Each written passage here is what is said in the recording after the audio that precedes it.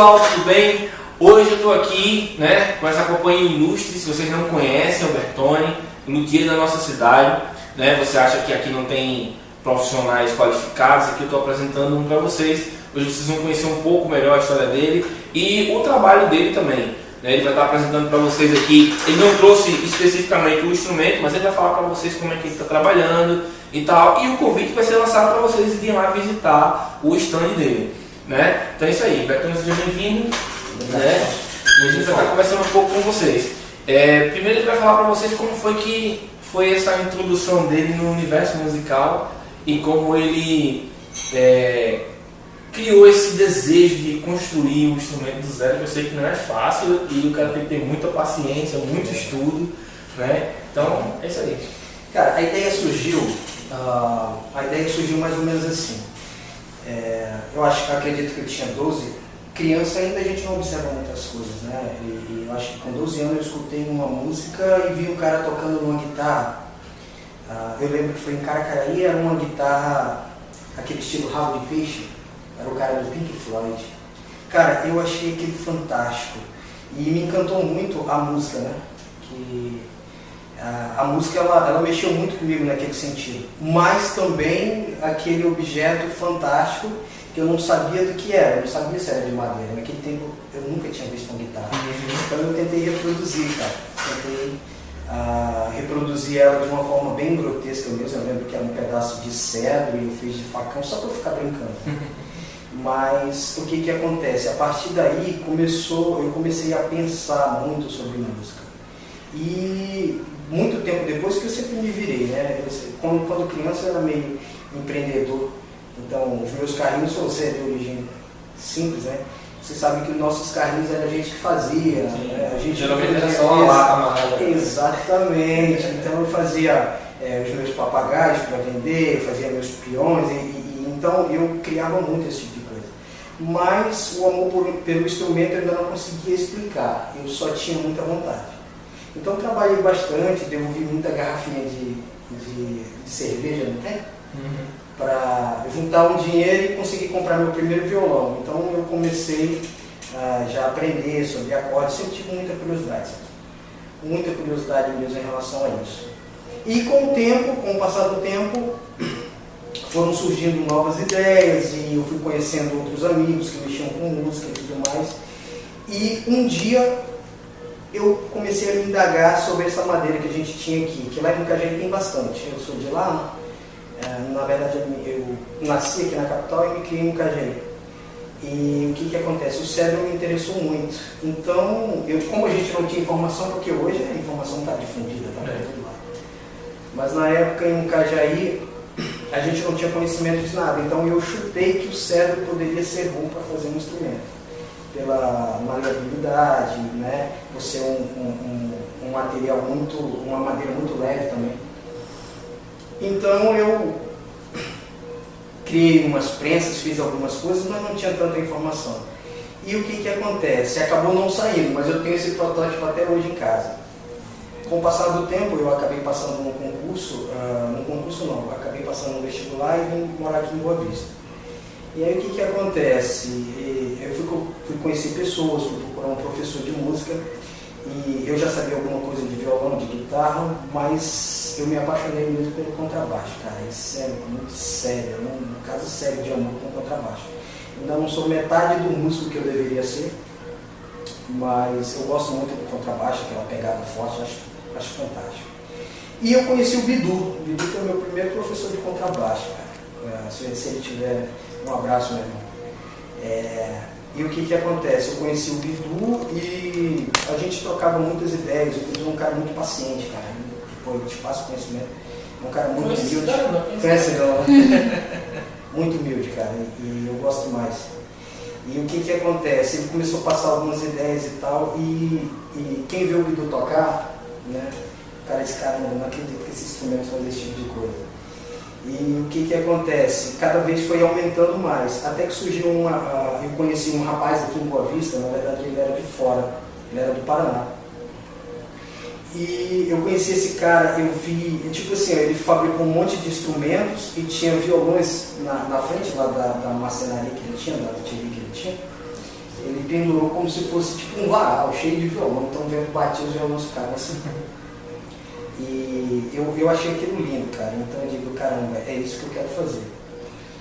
E aí, com o passar do tempo, eu fui conhecendo o cara e tal, e a gente foi conversando, eu fui começando a aprender, eu aprendi muita coisa com ele.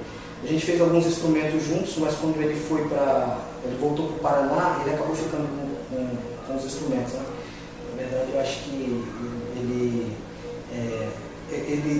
ele pegou para o seu acervo pessoal esses instrumentos. E ficou aquela saudade, aquela vontade de empreender nisso, mas só. Até que um dia o Bidu me chamou, convidou um amigo dele, que eu não conhecia até então, que era o Tony Guarnieri. E o Tony tinha aquela sede, aquela vontade de... Ele já tinha várias madeiras que estavam secando já há muito tempo. E o que acontece? Ele já sabe... Cara, o Tony é um cara que ele é muito bem informado. Ele é muito bem informado. Então o que acontece? Ele já tinha praticamente todas as ideias prontas e tudo mais. Ele é um profundo amante dos contrabaixos Fender, né? Ele gosta muito. E a gente foi trocando muitas ideias, então a gente tentou montar uma sociedade, mas ele fazia o curso de arquitetura, então acabou não dando certo. E como eu já trabalho muito tempo com engenharia, nessa parte de construção civil, nunca deu certo, né? Eu disse, cara, eu vou meter a cara só. Então eu já sabia consertar bastante instrumento, já consertava os instrumentos da igreja. E chegou um determinado momento que eu disse assim, cara, eu vou mexer com isso. E comecei a consertar. Então, através do Tony, eu conheci o Nivaldo. Através do Nivaldo, aí eu fui conhecendo várias pessoas. E você sabe que com o tempo, Celso, a gente vai criando um certo elo, que a música faz isso, né? Sim, uma pessoa. E aí eu conheci o Nivaldo e com o Nivaldo fui conhecendo várias pessoas e vi que realmente tem uma carência muito grande, né, dos músicos aqui em relação ao profissional que trabalha na área, porque você sabe que sai muito caro para mandar um instrumento para fora, para fazer uma boa regulagem. Sai muito caro. Então, eu comecei a prestar esse serviço, mas sempre em paralelo, porque além de mexer com engenharia, eu também sou agrimensor, né? Eu sou topógrafo e também trabalho com projeto, com outra coisa. A luthieria, ela tipo assim, ela não te dá muito, hoje, ela não me dá muito poder aquisitivo. Ela é mais aquela questão espiritual mesmo, mais o prazer de você estar ali. Geralmente quando eu mexo com engenharia, eu estou arrumadinho, bem, impecável. Mas eu gosto mesmo de estar lá na oficina, cara, no meio da sujeira, do jeito que você viu naquele dia. Porque assim, você precisa ter algo para você extravasar, né? Então, quando você vai extravasar é ali. Você está ali, você está na sua zona de conforto, você está ali. Exatamente. Fazendo o que você gosta mesmo. Cara, eu me sujo, eu me sinto muito bem. Além daquilo, né, a questão do esporte também, do jiu-jitsu também, me faz muito bem. Mas eu acredito assim, as outras coisas são trabalhos, eu procuro ser o máximo de profissional possível. Mas eu acho que instrumento musical, eu desenvolvi a paixão por construir, por fabricar instrumento musical, ainda maior do que a paixão que eu tenho pela música em si. Então, tipo assim, eu sou muito preguiçoso para aprender, mas pela curiosidade de fazer um instrumento, de ficar 2, 3 horas batendo cabeça com o instrumento para saber o que ele tem, cara, é fantástico, não consigo explicar. Eu tenho uma luta aqui na cidade, uma batalha que eu travo, que é pela valorização dos profissionais da nossa cidade, dos músicos da nossa cidade. Por isso que esse programa foi criado, que é para estar mostrando para vocês um pouco mais dos nossos profissionais, dos nossos músicos. E o Bertone ele tem uma luta muito parecida, que é o que? Valorizar os materiais regionais, que são muitas vezes superiores aos que estão lá fora, mas que muitas vezes nós só valorizamos os que estão lá fora. Ele vai falar um pouquinho para vocês agora sobre isso, né? Sobre essa luta que ele tem pela valorização dos produtos locais, que ele está trabalhando justamente com esse material para fazer instrumentos de altíssima qualidade, que para você testar só marcando com ele para ir lá. Mas aí ele vai falar um pouquinho para vocês agora sobre esses materiais. A questão em relação a isso, Celso, é que a gente tem uma mentalidade formada, você sabe que é um desafio muito grande para a gente em relação... Aqui no Brasil a gente tem uma mentalidade formada que é mais ou menos assim: tudo que é bom é de fora. Principalmente dos Estados Unidos. Exatamente, principalmente dos Estados Unidos.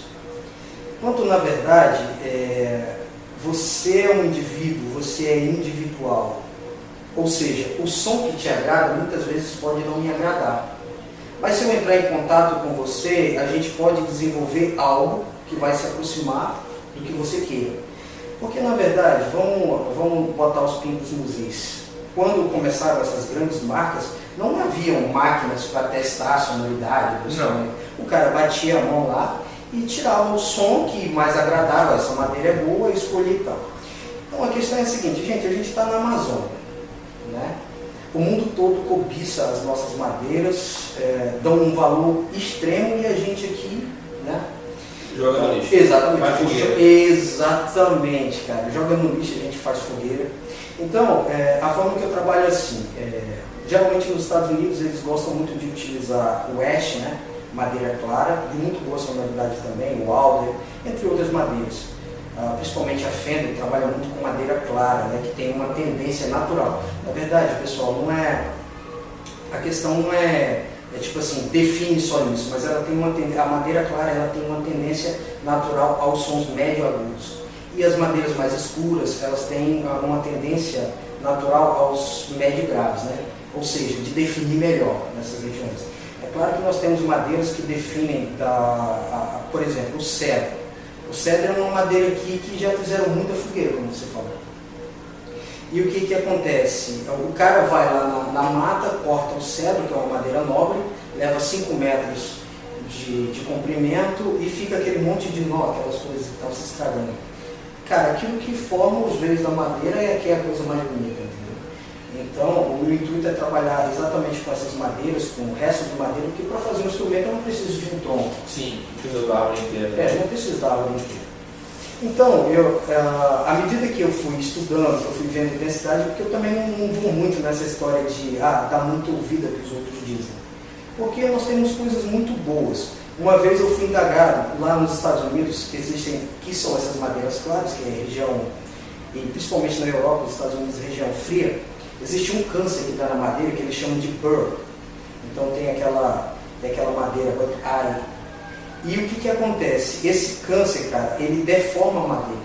E aí ele forma tipo uma verruga grande assim na árvore, que as pessoas, quando cortam, tipo assim, fazem lâmina, ou qualquer outra coisa que a pessoa quer, vaso, cara, é a coisa mais perfeita.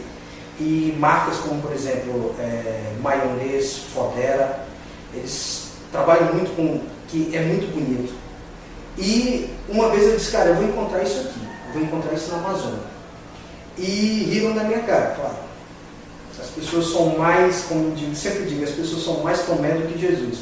Se nós fôssemos mais Jesus, nós moveríamos montanha. Mas se a gente é mais Tomé, mas enfim, dizem que louco, ele só é louco até conseguir provar o contrário, né?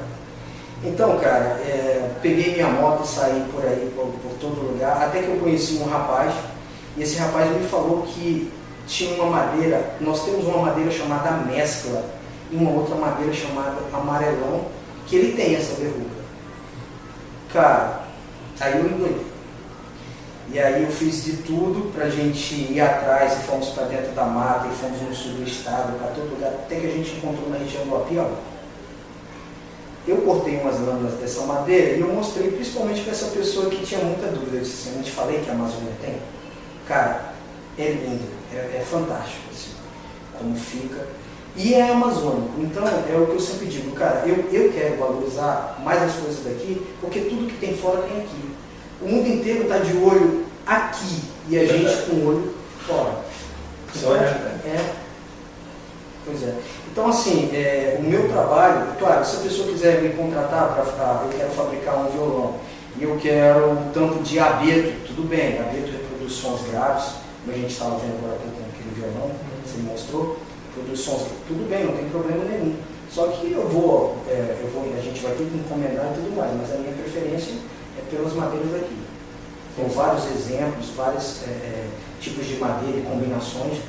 Para mim, o melhor instrumento que eu já peguei até hoje, um dia eu vou pegar ele emprestado de um amigo meu, do Joaquim, eu vou trazer para você tocar nesse violão, o melhor instrumento que eu já peguei, assim, eu falo isso com algum conhecimento de causa, para mim o violão mais perfeito que eu já toquei, sonoridade, foi de um luthier aqui de Manaus. Cara, ele fez uma combinação entre duas madeiras que ficou fantástico. Tipo assim, cara, brincadeira, eu nunca vi isso em nenhum lugar, e a tocabilidade, e um instrumento por ser tão pequeno, mas com aquele som encorpado. Então, cara, talvez ele não tenha nem pensado nisso, mas o tempero das madeiras ficou fantástico. Isso é uma questão científica, né? De pesquisar e de testar. Experimentamos, claro. Tem que experimentar. Porque se a gente for pensar em relação à história da música, a história da guitarra, eles não ficaram escolhendo madeira para fazer a primeira guitarra. Eles pegaram a madeira que eles tinham lá e vão fazer aqui para testar a guitarra, e rolou. E aí eles foram aproveitando a madeira que tinha. Então, como você falou, lá nos Estados Unidos, por ser frio, eles têm mais acesso a esse tipo de madeira. Então eles usaram aquela madeira para fazer. E aí as pessoas se travam e pensam assim, só pode ser feito daquela madeira, né? Exatamente. E é um problema isso aí, porque, por exemplo, se a gente for olhar, por exemplo, o violão, né? Que violão a gente só chama violão aqui no Brasil. Se for afora guitarra. Se você for olhar guitarras espanholas, que toca flamenco, é de uma madeira diferente. Se você for olhar a guitarra no modelo Torres, que a gente chama de clássica, ela também é de um material diferente. Mas existem diversos materiais, diversas madeiras que são construídas essas guitarras. E por que não utilizar a madeira daqui do norte, né, da Amazônia, que tem muitas madeiras nobres, né? Eu não tenho conhecimento de causa, mas vocês estão tendo aí uma aula sobre madeira aí que o Bertone está dando, né? Aproveita aí, aprende o máximo que você puder sobre madeiras, que você já vai estar mais ligado nesses assuntos.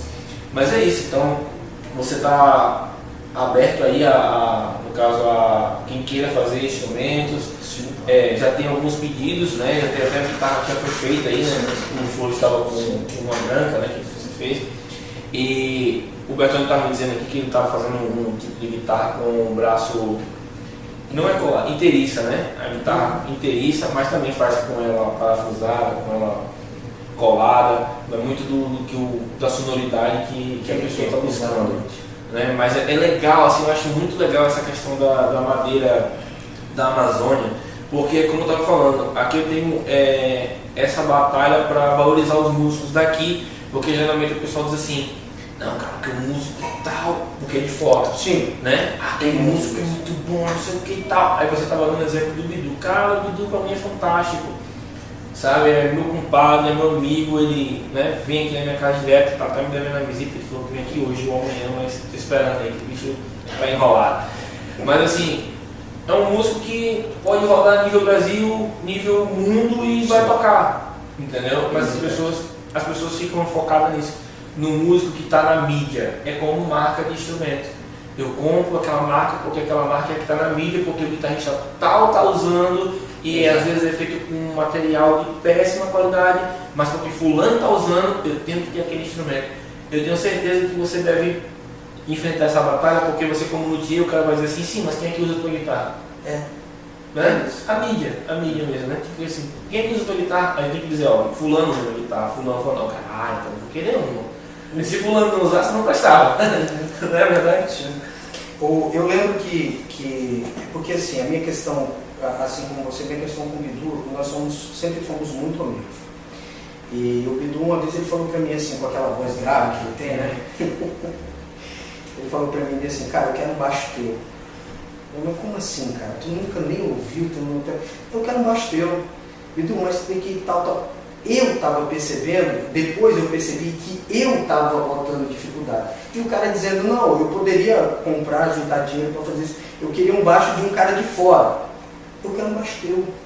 Eu quero levar, assim como você, o Celso também me falou, que queria levar um instrumento meu para fora. Entendeu? E aí, exatamente essa questão que você falou em relação aos músicos daqui. Cara, não só daqui, do Brasil inteiro. Na verdade, as pessoas têm aquela mentalidade formada que Fender é a melhor guitarra, que Gibson é a melhor guitarra. Na verdade, a Gibson, para mim, é o que beira a perfeição. Gosto muito dos instrumentos da Gibson, mas a Gibson, para fabricar guitarras, eles vieram no Brasil buscar o nosso Mogno. E não sei se você sabe disso, Celso, mas o Mogno é um cedro de 4ª categoria. entendeu? Ou seja, se ele é um cedro de quarta categoria, porque apesar dele ser muito bonito, mas ele é muito pesado, quais seriam os 3 primeiros cedros, entendeu? E a gente tem aqui que se estraga, como você falou, vira fogueira, né?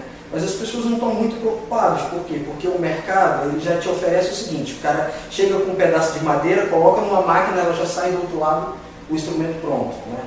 Então assim, na verdade, a minha ideia surgiu, o meu intuito não é nem tanto ganhar dinheiro com isso, o meu intuito é me realizar em relação e ajudar pessoas a realizar sonhos. Porque, como eu falei, musicalidade, sonoridade, você tem a sua, eu tenho a minha, né? Enquanto a gente não quebrar esse paradigma do que isso é melhor e tal, enquanto você não ir em busca do seu som, para mim você não se realiza, né? Sempre vai ter um instrumento melhor do que outro, sempre vai ter isso, sempre vai ter conceitos, né?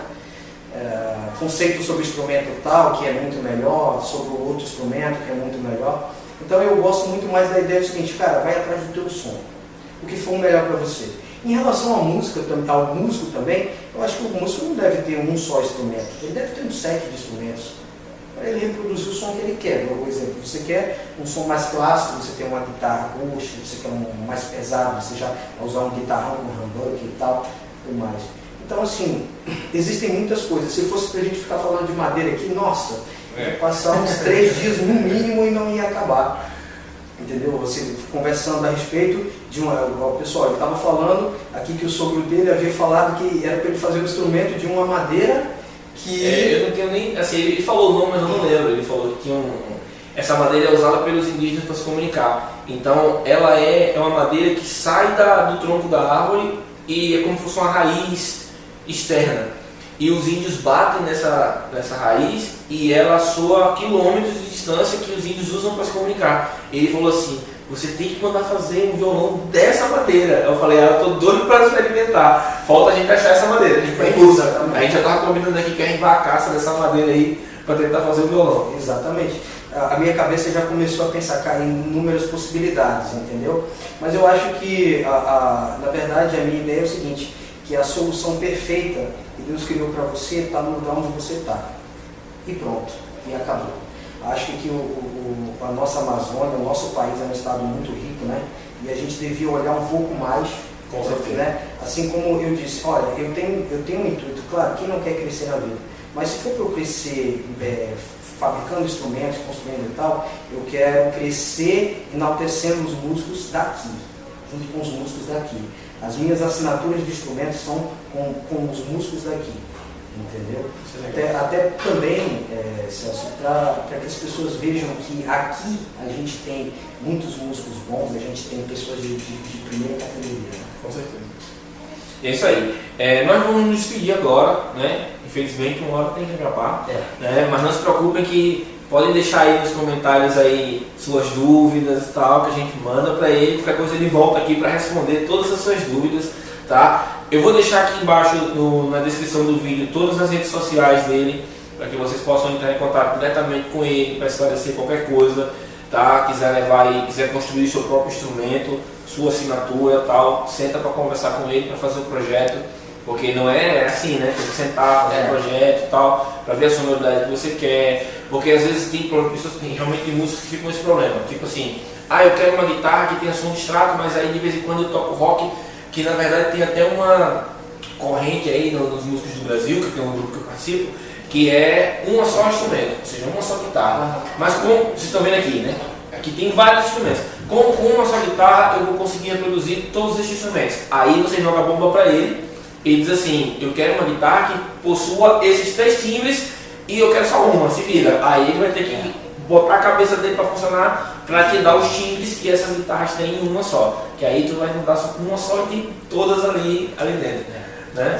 Então é isso aí, então se despeça do pessoal.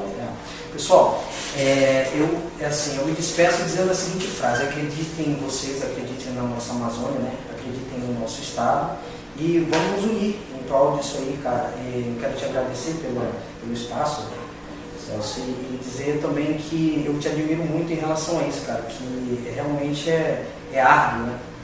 Porque, querendo ou não, a gente tem músicos assim que, por falta de investimento, né, na verdade, na música, são um pouco desacreditados, né? Mas essa que é a ideia. Juntos a gente consegue, pessoal. Sim. Obrigado. Valeu, cara. Até a próxima, pessoal. Valeu.